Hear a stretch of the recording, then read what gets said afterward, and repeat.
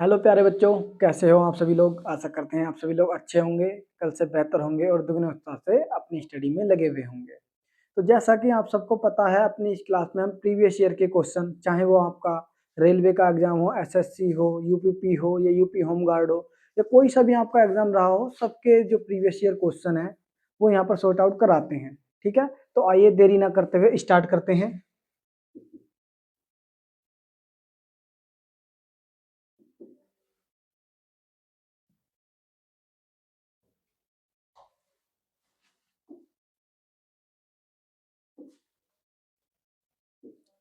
पहला क्वेश्चन है हमारा, विश्व पर्यावरण दिवस कब मनाया जाता है? 22 अप्रैल को, 8 मई को, 5 जून को या 1 जून को? ठीक है, तो जो इसका राइट आंसर होने वाला है वो है 5 जून को विश्व पर्यावरण दिवस के रूप में मनाया जाता है। ठीक है, ये पहली बार कब मनाया गया, क्यों ये मनाया जाता है, वो सब हम आप आगे जानेंगे। ठीक है, तो पहली बात, ये 1972 में इसको घोषित किया गया था यूएन महासभा के द्वारा। ठीक है, यूएन महासभा के द्वारा 1972 में इसको घोषित किया गया। 1973 में पहली बार विश्व पर्यावरण दिवस मनाया गया था, और कहाँ पर मनाया गया? स्विट्जरलैंड में मनाया गया। स्विट्जरलैंड में मनाया गया था। स्विट्जरलैंड में इसको बनाया गया। और पूछ लें आपसे बड़े स्तर पर, तो 1974 में बनाया गया था यूएसए में। यूएसए में। दूसरा एक पॉइंट आप इससे और ध्यान रखना, 1972 5 जून 1972 को यूनाइटेड नेशन एनवायरनमेंट प्रोग्राम की भी स्थापना की गई थी, जिसका मुख्यालय कहाँ पर है? तो जिसका मुख्यालय केन्या की राजधानी नैरोबी में है। ठीक है, केन्या की राजधानी नैरोबी में है, ये आपको याद रखना है। ठीक, आगे बात करें हम 22 अप्रैल को, तो 22 अप्रैल को कौन सा दिवस मनाया जाता है? तो 22 अप्रैल को विश्व पृथ्वी दिवस के रूप में, विश्व पृथ्वी दिवस के रूप में भी मनाया जाता है। ठीक है, विश्व पृथ्वी दिवस कब मनाया जाता है? 22 अप्रैल को विश्व पृथ्वी दिवस मनाया जाता है। दूसरा बात करें हम 8 मई की, तो 8 मई को विश्व रेड क्रॉस दिवस मनाया जाता है। विश्व रेड क्रॉस दिवस मनाया जाता है। रेड क्रॉस दिवस मनाया जाता है। बेसिकली किसके जन्म दिवस पर इसको मनाया जाता है? तो हेनरी ड्यूनेंट के जन्म दिवस पर इसको मनाया जाता है। हेनरी ड्यूनेंट के जन्म दिवस पर 8 मई को विश्व रेड क्रॉस दिवस मनाया जाता है। ठीक है, हेनरी ड्यूनेंट ने वर्ल्ड रेड क्रॉस सोसाइटी की स्थापना की थी। रेड क्रॉस सोसाइटी की स्थापना इनके द्वारा की गई थी। ठीक है, विश्व रेड क्रॉस सोसाइटी की स्थापना इनके द्वारा की गई। इसका मुख्यालय कहाँ पर है? तो इसका जो मुख्यालय है वो जिनेवा में है। जिनेवा में इसका मुख्यालय है। दूसरा आपको याद रखना है, अगर आपसे पूछ ले कि शांति के क्षेत्र में जो पहला नोबल है वो किसको दिया गया था, तो शांति के क्षेत्र में पहला नोबल हेनरी ड्यूनेंट को ही दिया गया था। शांति के क्षेत्र में पहला नोबल, ठीक है, शांति में पहला नोबल किसको दिया गया? तो हेनरी ड्यूनेंट को ही दिया गया। दूसरा, अगर आपसे पूछ ले सर्वाधिक बार नोबल पुरस्कार किस संगठन को दिया गया है, सर्वाधिक बार नोबल पुरस्कार किस संगठन को दिया गया, तो वो रेड क्रॉस सोसाइटी को दिया गया है 3 बार। सर्वाधिक बार पूछ ले किसे दिया गया, तो विश्व रेड क्रॉस सोसाइटी को दिया गया था, जिसकी स्थापना हेनरी ड्यूनेंट ने की थी। और 8 मई जो कि हेनरी ड्यूनेंट का जन्म दिवस है, इस दिन हम विश्व रेड क्रॉस दिवस के रूप में मनाते हैं। ठीक है, ये आपको याद रखना है। दूसरा बात करें हम 1 जून। 1 जून की अगर बात की जाए, तो 1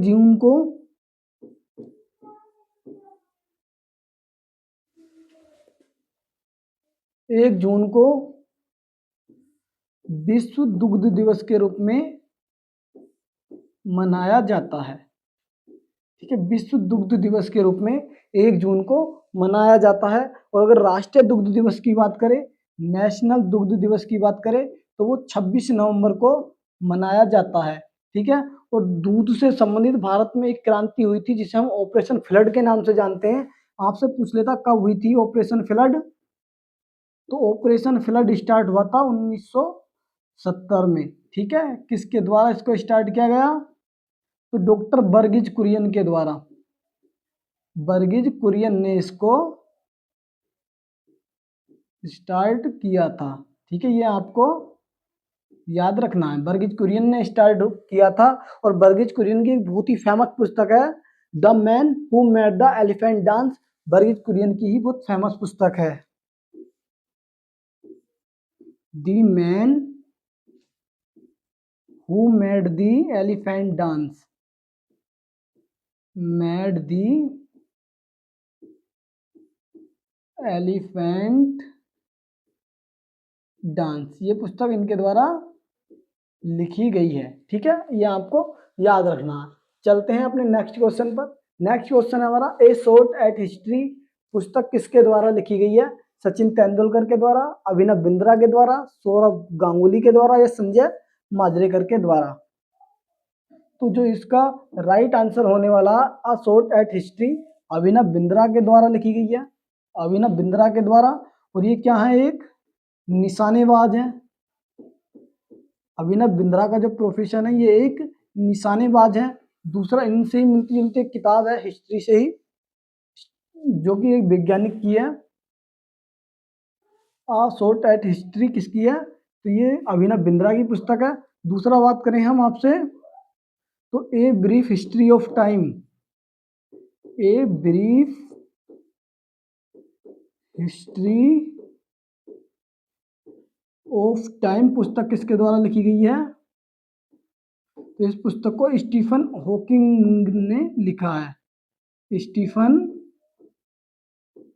हॉकिंग्स के द्वारा ये पुस्तक लिखी गई है, ठीक है। आपको ये भी याद रखना है, ठीक है। ये इससे प्रोनाउंसिएशन मिलता जुलता था, इसलिए मैंने आपको बता दिया, ठीक है। A brief history of time Stephen Hawkings के द्वारा लिखी गई है, ठीक है। सचिन तेंदुलकर क्रिकेट के भगवान इनको कहा जाता है, सचिन तेंदुलकर को क्रिकेट का भगवान कहा जाता है। दूसरा, इनके द्वारा कौन सी पुस्तक लिखी गई है? तो इनके द्वारा लिखी गई है playing it my way, playing it my way Sachin Tendulkar के द्वारा लिखी गई है, ठीक। दूसरा आपको याद रखना है कि खेलों में एकमात्र भारत रत्न पाने वाले एकमात्र खिलाड़ी कौन है? तो सचिन तेंदुलकर ही हैं। इनको 2014 में भारत रत्न दिया गया था, ठीक है जी। भारत रत्न 2014 में इनको दिया गया। समझ पा रहे हैं ना आप? Playing it my way Sachin Tendulkar के द्वारा लिखी गई, 2014 में भारत रत्न पाने वाले पहले खिलाड़ी हैं। दूसरा, सौरभ गांगुली की बात करें तो सौरभ गांगुली के द्वारा लिखी गई है 1 century is not enough, 1 century is not enough पुस्तक किसके द्वारा लिखी गई है? तो इसको लिखा गया सौरभ गांगुली के द्वारा। और आगे बात करें हम संजय माजरेकर की, जो कि एक खिलाड़ी रह चुके हैं, इनके द्वारा कौन सी पुस्तक लिखी गई है? इनके द्वारा लिखी गई है इम्परफेक्ट पुस्तक किसके द्वारा लिखी गई है? तो संजय माजरेकर के द्वारा लिखी गई है। आपको ये जरूर याद रखना सचिन तेंदुलकर के बारे में, प्लेइंग इट माई वे इनकी आत्मकथा का नाम है। दूसरा, खेल के क्षेत्र में, ठीक है, एकमात्र भारत रत्न पाने वाले पहले व्यक्ति कौन है? सचिन तेंदुलकर है। मास्टर ब्लास्टर भी इनको कहा जाता है। इसी के साथ चलते हैं अपने अगले क्वेश्चन पर। शीतकालीन ओलंपिक 2026 में कहाँ होने वाले हैं? ठीक है, शीतकालीन ओलंपिक 2026 में कहाँ होने प्रस्तावित हैं? तो ये इसका जो राइट आंसर होगा, इटली में, ठीक है। शीतकालीन ओलंपिक की अगर पहले आपसे बात की जाए तो पहली बार कब हुए थे? ये 1924 में पहली बार हुए। कहाँ पर हुए? सैमोनिक्स फ्रांस में हुए, सैमोनिक्स फ्रांस में हुए हैं ये, सैमोनिक्स फ्रांस में हुए हैं, ठीक। आपसे पूछ ले पहले शीतकालीन ओलंपिक 1924 सैमोनिक्स फ्रांस में हुए हैं। दूसरा, भारत ने कब इसमें पार्टिसिपेट किया है? तो भारत में इसने 1964 के, ठीक है, 1964 के जो ईस्ट ग्रुप में हुए थे, ईस्ट ग्रुप जो कि ऑस्ट्रिया में है, भारत ने पार्टिसिपेट इसमें किया है, ठीक है। भारत ने पार्टिसिपेट कब किया है? 1964 में किया, जबकि 1924 सैमोनिक्स फ्रांस में ये स्टार्ट हुए थे। ठीक है, आपको ये याद रखना है। दूसरा मैं आपसे बात करूं, जो ये शीतकालीन ओलंपिक है इसको कौन सी संस्था होल्ड करती है, कौन सी संस्था इसको कराती है, तो इसको कराती है इंटरनेशनल ओलंपिक कमेटी। ठीक है, जिसकी स्थापना 23 जून 1894 को की गई और इसका मुख्यालय कहाँ पर है, लुसाने स्विट्जरलैंड में। लुसाने स्विट्जरलैंड में इसका मुख्यालय है और क्रिस्टी कोवर्टी इसकी वर्तमान में अध्यक्ष हैं। क्रिस्टी कोवर्टी वर्तमान में इसकी अध्यक्ष हैं, जो कि कहाँ की रहने वाली हैं, तो जिम्बाब्वे की ये रहने वाली हैं। ठीक है, जिम्बाब्वे की ये रहने वाली हैं।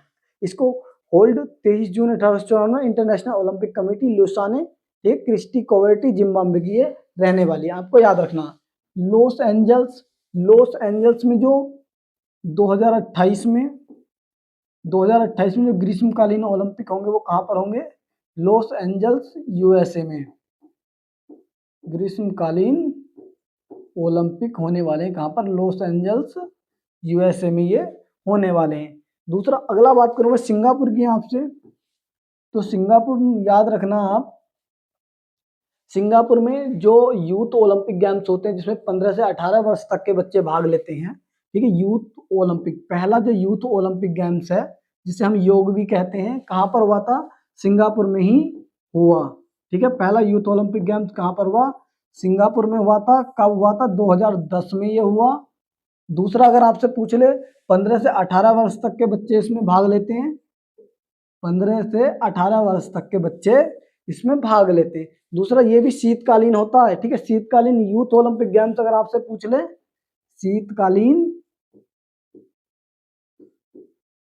यूथ ओलंपिक गेम्स अगर आपसे पूछ ले तो कहाँ पर हुआ था, शीतकालीन यूथ ओलंपिक गेम्स 2012 में हुए हैं। ठीक है, 2012 में हुए। कहाँ पर हुए, ईस्टब्रुक ऑस्ट्रिया में, ईस्टब्रुक ऑस्ट्रिया में ये हुए हैं।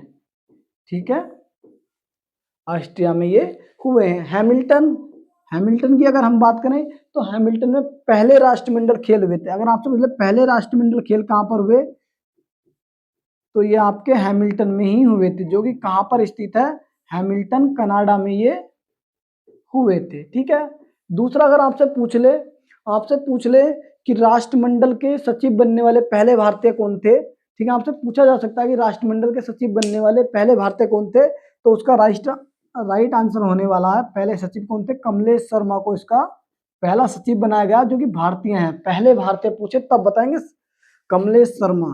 ठीक है जी, कमलेश शर्मा इसका राइट आंसर होगा, कमलेश शर्मा। ठीक है, इसी के साथ अगले क्वेश्चन पर चलते हैं अपने। शेषाचलम बायोस्फीयर रिजर्व कहाँ पर प्रेजेंट है, आंध्र प्रदेश में, तमिलनाडु में या कर्नाटका में, तो जो इसका राइट आंसर होने वाला आंध्र प्रदेश में है ये। ठीक, आंध्र प्रदेश में शेषाचलम पहाड़ी पर है और इसकी जो 7वीं चोटी है जिसे हम बोलते हैं वेंकटाद्रि पहाड़ी, वेंकटाद्रि पहाड़ी।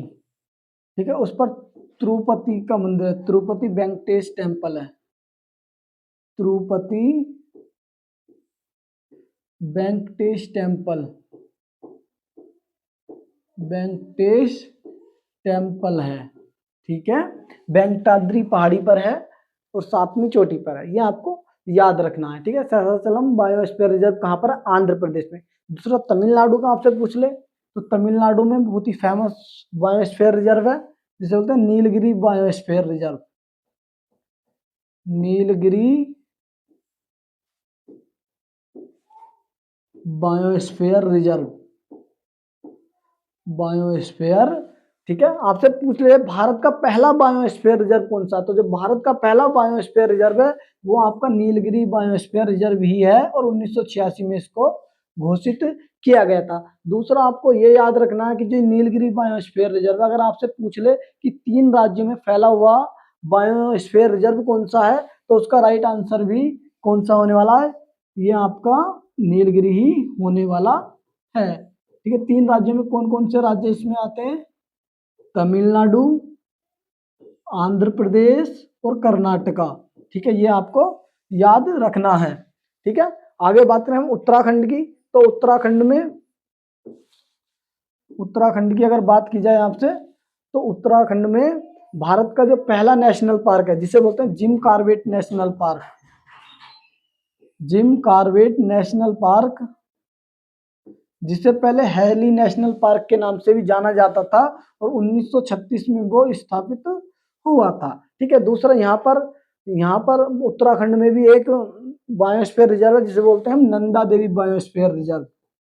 नंदा देवी बायोस्फीयर रिजर्व कहाँ पर है? तो ये आपका उत्तराखंड में है। बायोस्फीयर रिजर्व उत्तराखंड में है। ठीक है, अंसी नेशनल पार्क अगर आपसे पूछ ले कहाँ पर है, तो अंसी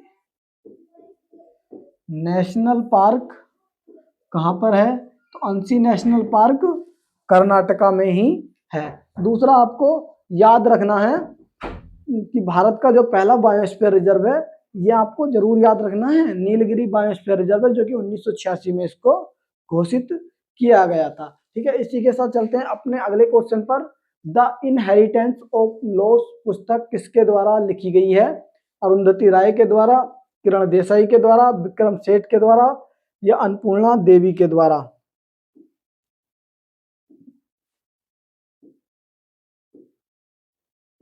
जो इसका राइट आंसर होगा the inheritance of loss, Kiran Desai के द्वारा लिखी गई थी, और किरण देसाई को इस पुस्तक के लिए मैन बुकर पुरस्कार भी मिला है।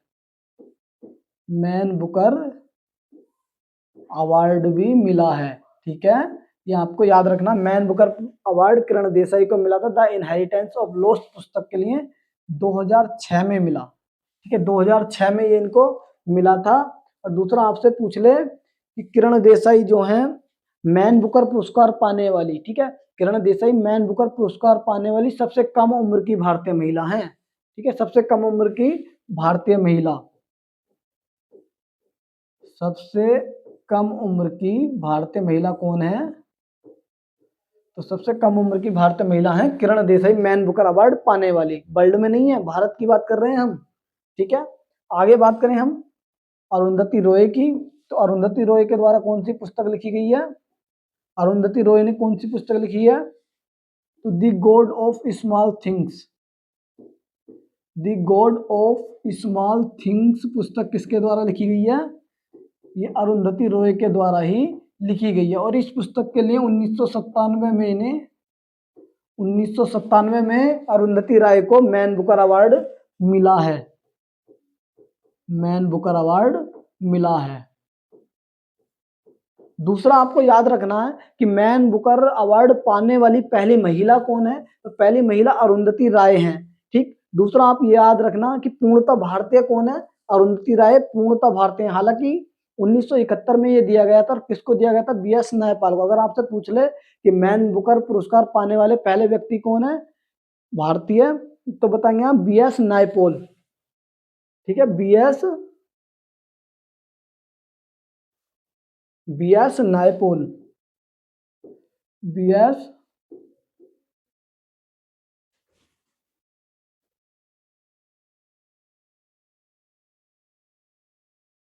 ठीक, BS नायपॉल इसका राइट आंसर, पहले भारतीय हैं।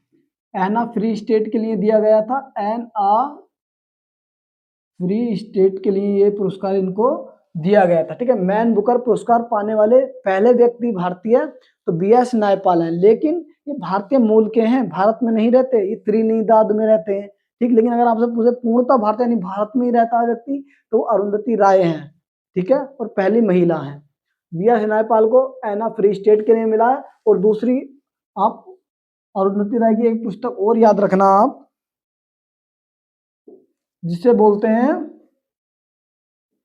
द मिनिस्ट्री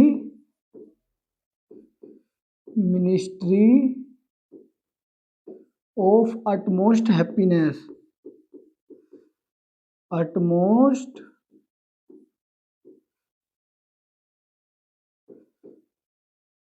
हैप्पीनेस, ठीक है, ये आपको याद रखना। The ministry of utmost happiness, ये इनकी अरुंधति राय की दूसरी पुस्तक है। जबकि हम विक्रम सेठ की बात करें तो विक्रम सेठ की पुस्तकें कौन कौन सी हैं? A suitable boy, a suitable boy, golden gate, golden gate, या आ सूटेबल गर्ल भी इनकी पुस्तक है, ठीक है।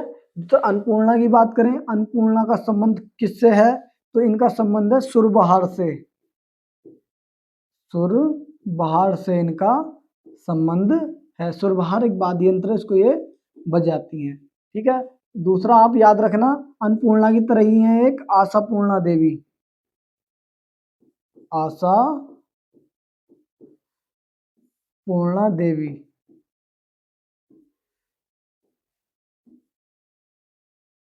आशापूर्णा देवी, ठीक। आशापूर्णा देवी की बात करें हम तो ज्ञानपीठ अवार्ड, ज्ञानपीठ अवार्ड पाने वाली पहली भारतीय महिला, ठीक है, पहली भारतीय महिला।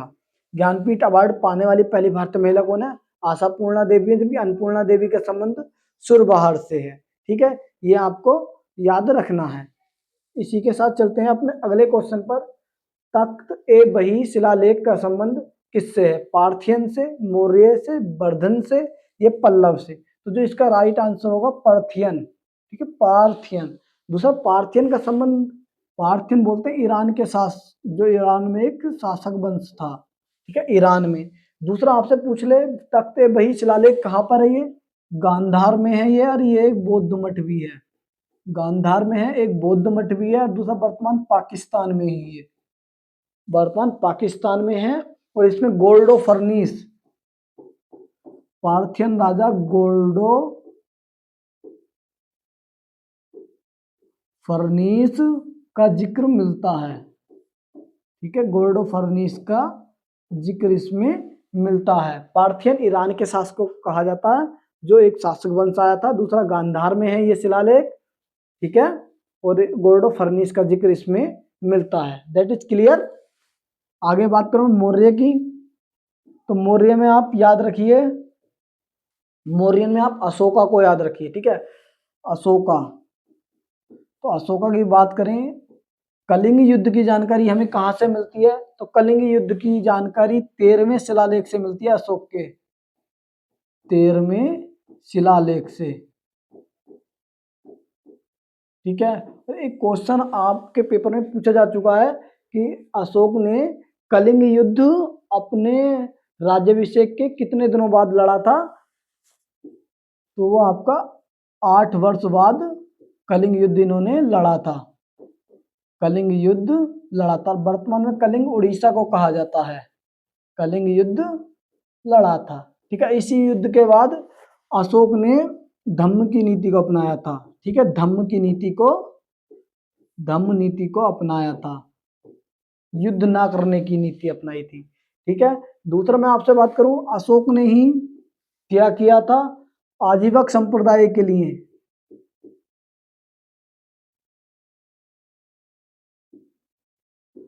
आजीवक संप्रदाय के लिए बराबर की गुफाएं, जो बराबर की गुफाएं हैं उनको भेंट किया था, बराबर की गुफा को भेंट किया था। ये भी आपको याद रखना है, ठीक है।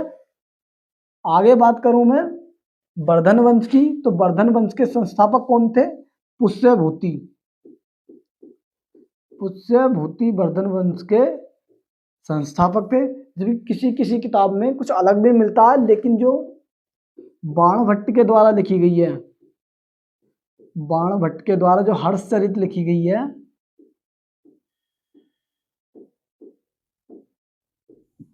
हर्षचरित में पुष्यभूति को ही वर्धन वंश का संस्थापक माना है। और इसकी जो राजधानी हुआ करती थी वो कहाँ थी? थानेश्वर, हरियाणा में इनकी राजधानी थी, थानेश्वर हरियाणा में। दूसरा आपसे पूछ ले कि थानेश्वर से राजधानी कन्नौज में कौन सा वर्धन शासक लेकर गया? तो उसे लेकर गए थे हर्षवर्धन, हर्षवर्धन थानेश्वर से राजधानी कहाँ लेकर गए? थानेश्वर से कन्नौज लेकर गए थे, या कन्नौज बनाई थी, ठीक है, आपको ये याद रखना है। कन्नौज बनाई थी। आगे बात करूं पल्लव, पल्लव वंश का संस्थापक कौन था? सिंह विष्णु। अब तक तो आपको रट गया होगा, सिंह विष्णु। ठीक है, दूसरा इसकी राजधानी आपसे पूछ ले कौन सी है, राजधानी इसकी कौन सी है?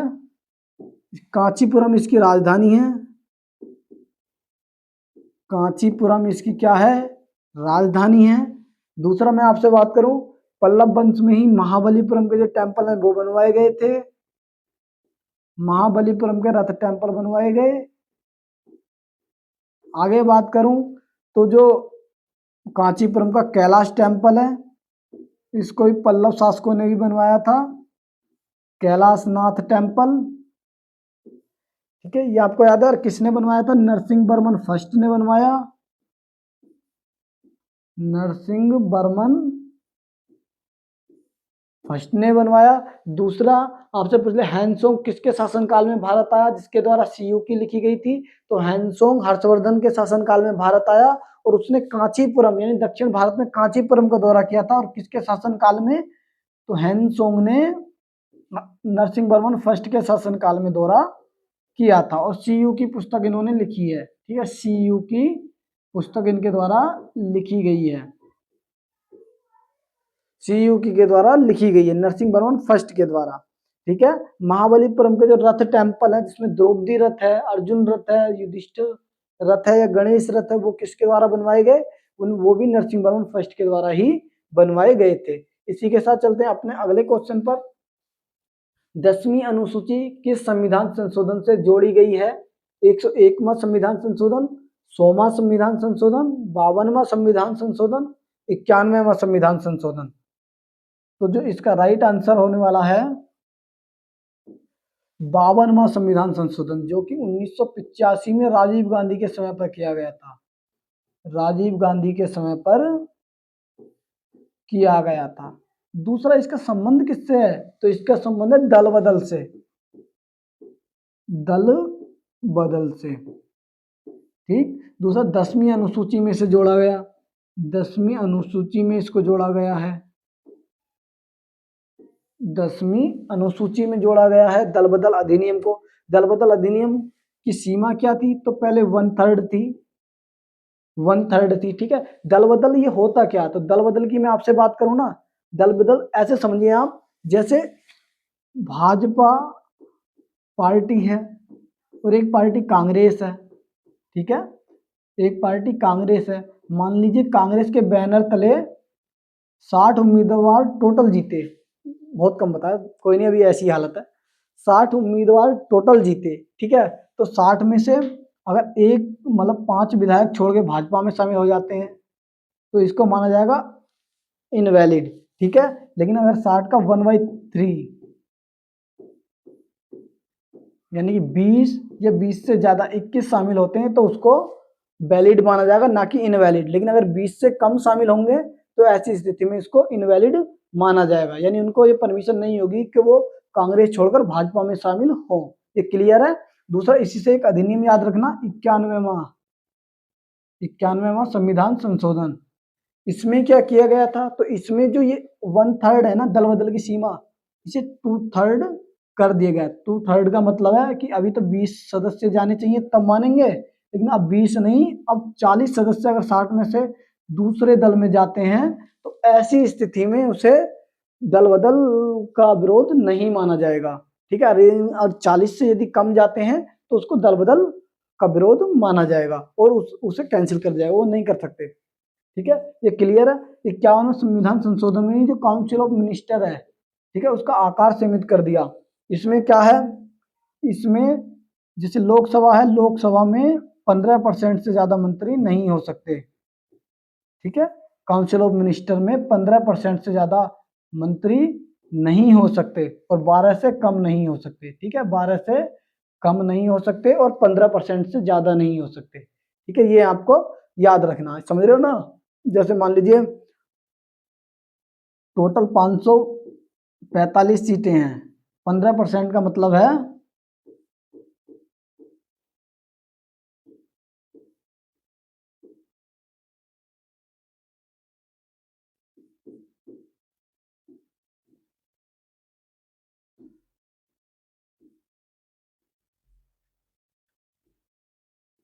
मान लीजिए अगर टोटल 545 हैं, 545 सीटें हैं, तो 543 सीटों में आप 80 से ज्यादा मंत्री नहीं बना सकते। ठीक है, क्लियर है आपको ये? 15% और 12 से आप कम नहीं बना सकते। ठीक है, दूसरा मैं बात करूं आपसे 91 में मैंने आपको बता दिया काउंसिल ऑफ मिनिस्टर 15% से ज्यादा नहीं हो सकते मंत्री। ठीक, दूसरा आपसे बात 12 से कम नहीं हो सकते, 12 से कम नहीं हो सकते, ये आपको याद रखना है। 100वां संविधान संशोधन किससे संबंधित है? 3 बीघा कॉरिडोर से संबंधित है। 3 बीघा कॉरिडोर से ये संबंधित, जो कि भारत बांग्लादेश के बीच हुआ था, भारत बांग्लादेश के बीच, भारत प्लस बांग्लादेश के बीच ये हुआ था। ये आपको याद रखना है। ठीक है, ये आपको याद रखना है। दूसरा आगे बात करूं मैं 101 में कॉन्स्टिट्यूशनल अमेंडमेंट, तो 101 में कॉन्स्टिट्यूशनल अमेंडमेंट से जीएसटी को जोड़ा गया। भारत की जो जीएसटी वो कनाडाई मॉडल पर आधारित है। और कब लागू की गई थी? तो 1 जुलाई 2017 को इसको लागू किया गया। 1 जुलाई 2017 को विजय केलकर समिति की सिफारिश पर लागू किया गया था। विजय केलकर समिति की सिफारिश पर इसको लागू किया गया था। ठीक है, आपको ये याद रखना है। दूसरा मैं आपसे एक संविधान संशोधन महत्वपूर्ण है, 89वां संविधान संशोधन। ठीक है, इससे आपको याद रखना है 89वां संविधान संशोधन से इसके द्वारा क्या किया गया था? इसके द्वारा जो राष्ट्रीय अनुसूचित जाति आयोग है और जो राष्ट्रीय अनुसूचित जाति आयोग है, मूल संविधान में ये दोनों एक ही थे, लेकिन 89वां संविधान संशोधन के द्वारा राष्ट्रीय अनुसूचित जाति आयोग और राष्ट्रीय अनुसूचित जनजाति आयोग को अलग कर दिया गया। ठीक है, और NCST बनाया गया, यानी कि national commission for scheduled tribe के लिए बनाया गया। और आर्टिकल 338A जोड़ा गया, 338A जोड़ा गया। ठीक है, ये आपको याद रखना है। उसके बाद अपने अगले क्वेश्चन पर चलते हैं। भारत के लिए सबसे पुराना जॉइंट स्टॉक बैंक कौन सा है? Allahabad bank, bank of Hindustan, Punjab national bank, या वर्ल्ड बैंक? तो इससे आपको याद रखना है। पहले आप ये जानिए जॉइंट स्टॉक बैंक क्या होता है। जॉइंट स्टॉक बैंक वो होता है जब एक बैंक में एक से ज्यादा लोगों का पैसा लगा होता है, एक से ज्यादा लोगों का पैसा लगा होता है। ठीक है, ज्यादा लोगों का पैसा लगा होता है, यानी शेयर होल्डर एक से ज्यादा होते हैं, ऐसी बैंक को जॉइंट स्टॉक बैंक कहा जाता है। और जो इसका राइट आंसर है वो है इलाहाबाद बैंक। 2020 में इसका इंडियन बैंक में विलय हो गया है। इंडियन बैंक में विलय के साथ ये अभी क्या हो गई है? समाप्त हो गई है। ठीक है, 2020 में इंडियन बैंक में इसका विलय हो गया है। दूसरा बैंक ऑफ हिंदुस्तान, अगर आपसे पूछते भारत का सबसे पुराना बैंक, भारत का सबसे पुराना बैंक कौन सा है, तो है बैंक ऑफ हिंदुस्तान। 1770 में यह स्थापित किया गया था। और भारत में सर्वप्रथम मुद्रा इसी ने छापी थी। सर्वप्रथम भारत में सर्वप्रथम मुद्रा इसी ने छापी थी। ठीक है, फर्स्ट मुद्रा इसी के द्वारा छापी गई थी। लेकिन अगर आपसे ऑफिशियल बात करें तो 1861 के अधिनियम से छापी गई। 1861 का जो एक्ट है उसके द्वारा मुद्रा पहली बार भारत में मुद्रा छापी गई थी। और भारत का जो पहला बैंक है बैंक ऑफ हिंदुस्तान, 1770 में इसकी स्थापना की गई थी और एक अंग्रेजी कंपनी के द्वारा इसकी स्थापना की गई। दूसरा पंजाब नेशनल बैंक की बात की जाए 1894 में इसकी स्थापना की गई। 1894 में इसकी स्थापना की लाला लाजपत राय के द्वारा की गई थी। लाला लाजपत राय ने इसकी स्थापना की और कहां पर की थी? लाहौर पाकिस्तान में की थी। लाहौर पाकिस्तान में पीएनबी की स्थापना की गई। वर्तमान में इसका मुख्यालय कहाँ है? तो वर्तमान में दिल्ली में इसका मुख्यालय है। वर्तमान में कहाँ पर है? पीएनबी का मुख्यालय दिल्ली में है। 1894 में इसकी स्थापना की गई। दूसरा इसने कार्य करना कब स्टार्ट किया? तो दूसरा कार्य करना इसने 1895 में स्टार्ट किया था। और इसमें जो पहला खाता खोला था वो किसने खोला था? लाला लाजपत राय ने ही प्रथम खाता इसमें खोला था। ये आपको याद रखना है। दूसरा वर्ल्ड बैंक की बात करें तो वर्ल्ड बैंक की जो स्थापना है 1944 में की गई। 1944 के ब्रेटन वुड्स सम्मेलन से हुई थी। ब्रेटन वुड्स सम्मेलन से हुई। ये कहां पर हुआ था? यूएसए में ये सम्मेलन, यूएसए में ये सम्मेलन हुआ था। ठीक है, ब्रेटन वुड्स सम्मेलन में इसकी स्थापना हुई। इसने कार्य करना कब से स्टार्ट किया? 1946 से इसने कार्य करना स्टार्ट किया था। कार्य करना स्टार्ट किया। इसका मुख्यालय कहां पर है? तो इसका मुख्यालय है वाशिंगटन डीसी में।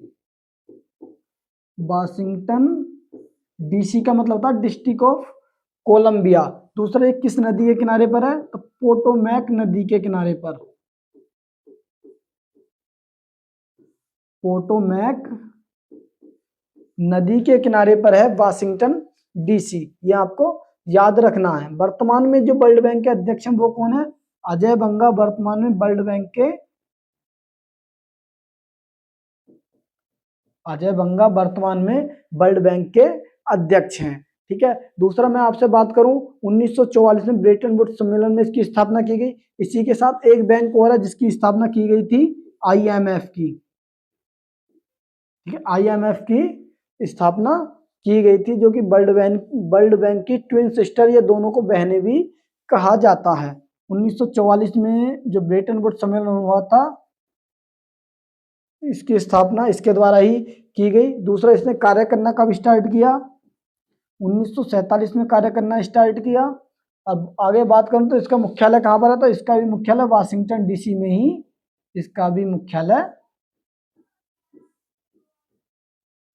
वाशिंगटन डीसी में भी इसका ही मुख्यालय है। वर्तमान में 190 देश इसमें, 190 सदस्य देश वर्तमान में इसमें हैं। इसी के साथ ये आपको याद रखना है। ठीक है, दूसरा मैंने आपको बताया था reserve bank of India. Reserve bank of India याद है ना आपको? 1 अप्रैल 1935 में 1934 के अधिनियम से उसकी स्थापना की गई थी।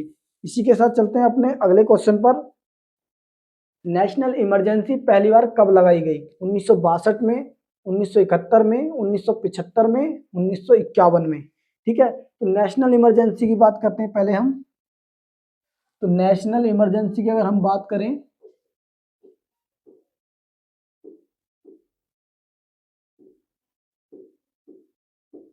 नेशनल इमरजेंसी, ठीक है, नेशनल इमरजेंसी आर्टिकल 352 से लगती है। आर्टिकल 352 से लगती है। दूसरा बात करूं मैं, राष्ट्रपति शासन, राष्ट्रपति शासन आर्टिकल 356 से लगता है, 356 से। और एक तीसरा है वित्तीय आपात, वित्तीय आपात। वित्तीय आपात की मैं आपसे बात करूं तो ये आर्टिकल 360 से लगाया जाता है। आपसे पूछ ले, राष्ट्रीय आपात आर्टिकल 352, राष्ट्रपति शासन 356, वित्तीय आपात आर्टिकल 360। और भारत में अभी तक, आज तक वित्तीय आपात का यूज हमने नहीं किया है। ठीक है, हमने नहीं किया है। ठीक है, दूसरा, राष्ट्रीय आपातकाल कितनी बार लगा है? तो टोटल 3 बार लगाया गया है। पहले मैं बात करता हूं आपसे किस किस आधार पर ये लगता है। तो ये आपका लगता है सशस्त्र विद्रोह, सशस्त्र विद्रोह जो कि आंतरिक अशांति के स्थान पर आया था। आंतरिक अशांति के स्थान पर ये आया था। ठीक है, बाह्य आक्रमण,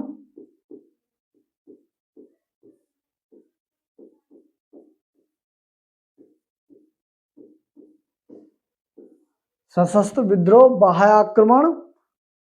ठीक है, और ये आपको याद रखना है। ठीक है, सशस्त्र विद्रोह, आंतरिक अशांति, बाह्य आक्रमण, और एक और रह गया, मैं आपको अभी बताता हूं बस। ठीक है, दूसरा, पहली बार कब लगा था ये? तो पहली बार लगा था 1962 में लगा ये। ठीक है, पहली बार राष्ट्रीय आपातकाल कब लगा था? 1962 में लगा था। उस समय पर पीएम कौन थे? जवाहरलाल नेहरू। जवाहरलाल नेहरू उस समय पर पीएम थे। दूसरा, प्रेसिडेंट कौन थे उस समय पर? तो प्रेसिडेंट की अगर हम बात करें तो सर्वपल्ली राधाकृष्णन, सर्वपल्ली राधाकृष्णन, सर्वपल्ली राधाकृष्णन थे। दूसरा आपसे पूछ ले 1962 में क्यों लगा था? ये बाह्य आक्रमण की वजह से लगा था। और किसने? भारत चीन युद्ध, भारत चीन युद्ध की वजह से इसको लगाया गया था। दूसरा आपसे पूछ ले कि जो प्रथम युद्ध हुआ था भारत चीन युद्ध के समय, किस रक्षा मंत्री ने इस्तीफा दिया था? तो बीके कृष्णा मेनन, बीके कृष्णा मेनन ने इस्तीफा दिया था। ठीक, उसके बाद कौन बने थे? यशवंतराव चौहान बने थे। ये आपको याद रखना है, ठीक है। आंतरिक बाह्य आक्रमण के आधार पर ये लगा था। और ये कब से कब तक चला था? 1962 से 1968 तक ये चला था। आगे आपको याद रखना, दूसरी बार कब लगा? 1971 में दूसरी बार लगा था। और ये भारत पाकिस्तान युद्ध, भारत पाकिस्तान युद्ध की वजह से इसको लगाया गया। दूसरी बार राष्ट्रीय आपातकाल 1971 में लगा भारत पाकिस्तान युद्ध में। और इस समय जो पीएम थी इंदिरा गांधी, इंदिरा गांधी पीएम थी। और बात करें आपसे, इंदिरा गांधी क्या थी? पीएम थी। प्रेसिडेंट की बात करें हम तो वीवी गिरी प्रेसिडेंट थे, वीवी गिरी प्रेसिडेंट थे। और ये 1977 तक, ठीक है, 1977 तक ये जारी रहा था। दूसरा मैं आपसे बात करूं 1975, जो तीसरा राष्ट्रीय आपातकाल लगा है वो 1975 में लगाया गया था। और इसकी बात की जाए तो ये किसने लगाया था? इंदिरा गांधी ने ही इसको लगाया था, इंदिरा गांधी ने ही इसको लगाया था। ठीक है, उस समय प्रेसिडेंट कौन थे? तो प्रेसिडेंट थे फखरुद्दीन अली अहमद, फखरुद्दीन अली अहमद इस समय पर क्या थे? प्रेसिडेंट थे। ठीक है, ये इंपॉर्टेंट है आपके लिए जो मैं बता रहा हूं। फखरुद्दीन अली अहमद प्रेसिडेंट थे। और ये किस आधार पर लगा था? तो ये आंतरिक अशांति के आधार पर लगा था, आंतरिक अशांति के आधार पर इसको लगाया गया था। ये आपको याद रखना। और कब से कब तक? 1975 से 1977 तक ये चला था। ठीक है, अब देखो पहला राष्ट्रीय आपातकाल लगा हुआ 1971, वो जारी रहते हुए दूसरा आपातकाल लगा दिया इंदिरा गांधी जी ने। ठीक है, दोनों 1977 में ही समाप्त हो गए। ठीक है, ये आपको याद रखना है। दूसरा मैं आपसे बात करूं 1962 हो गया हमारा, 71 हो गया, 75, 1951 की बात की जाए तो राष्ट्रपति शासन पहली बार कहां पर लगा था? राष्ट्रपति शासन पहली बार कहां पर लगा था? पंजाब में लगा था 1951 में, 1951 में लगा था। ठीक है, दूसरा जो हमने राष्ट्रीय आपातकाल की बात की, राष्ट्रीय आपातकाल के समय जो हमारे मौलिक अधिकार है वो स्वतः ही निलंबित हो जाते हैं। ठीक, किस आर्टिकल में लिखा है? आर्टिकल 358 में, आर्टिकल 19 में दी गई, आर्टिकल 19 की जो स्वतंत्रताएं हैं वो समाप्त हो जाती हैं। ठीक है, तो आर्टिकल 19 की स्वतंत्रताएं समाप्त हो जाती हैं, आर्टिकल 358 में ये लिखा हुआ है। दूसरा, राष्ट्रीय आपातकाल के समय कौन से मौलिक अधिकार समाप्त नहीं होते हैं? तो उसका राइट आंसर होगा आर्टिकल 20 और आर्टिकल 21। ठीक है, आर्टिकल 20 और आर्टिकल 21 समाप्त नहीं होते हैं। 20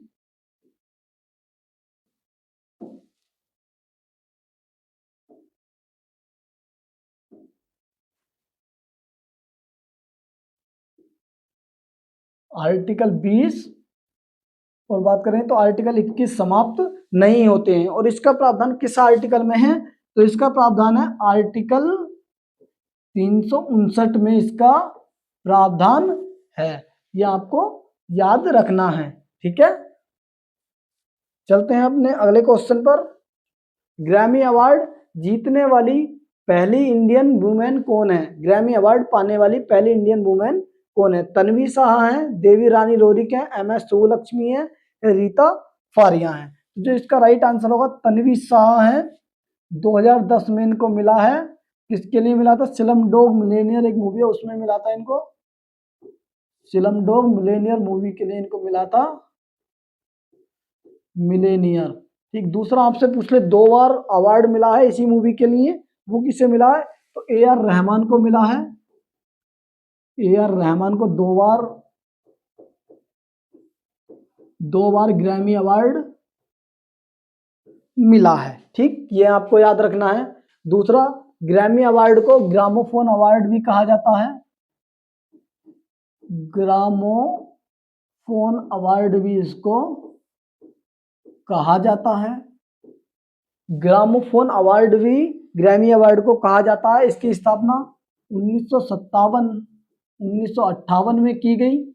1959 में पहली बार ये दिया गया है, 1959 में पहली बार ये दिया गया है। दूसरा आपसे पूछ ले पहले भारतीय कौन थे इसे पाने वाले? तो 1968 में दिया गया। किसको दिया गया? पंडित रविशंकर को, पंडित रविशंकर को ये पुरस्कार दिया गया है। ठीक है, पंडित रविशंकर को ये पुरस्कार दिया गया है। और पंडित रविशंकर एक फेमस सितार वादक हैं, सितार वादक हैं, और इनके द्वारा एक बहुत ही फेमस पुस्तक लिखी गई है, my music my life. My music my life पुस्तक किसके द्वारा लिखी गई है? तो ये पंडित रविशंकर के द्वारा ही लिखी गई है। ठीक है, दूसरा आपसे पूछ ले, देविका रानी रोरिक, देविका रानी रोरिक की बात की जाए,